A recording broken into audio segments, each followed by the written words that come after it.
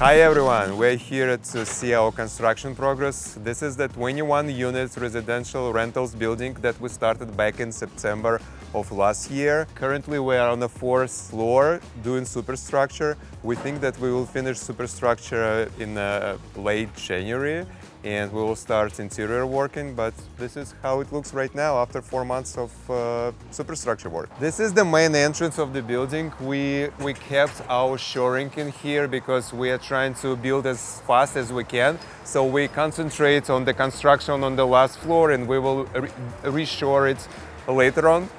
This is going to be small retail piece. It's going to be like coffee shop or like small convenience store. This is the main entrance of the building. Let's come. Let's go upstairs on that stair. Hold on. Be careful. Let's go here.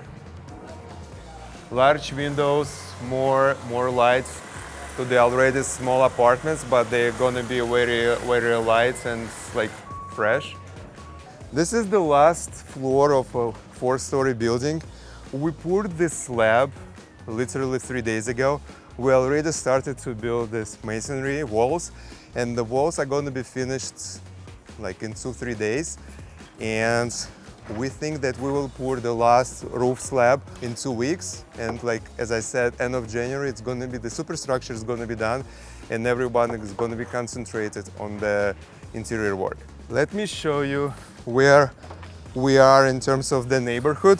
The neighborhood is actually the intersection of two neighborhoods. One is Little Havana and another one is downtown. Literally, we are like 2-3 blocks from downtown. So this building is designed for young professionals, someone who works in downtown, who will live here and just do a like walking commute to the office. Nice views to downtown area and probably Brickell a little bit. So this is how close we are to the very dense office area where everyone wants to work and everyone wants to live.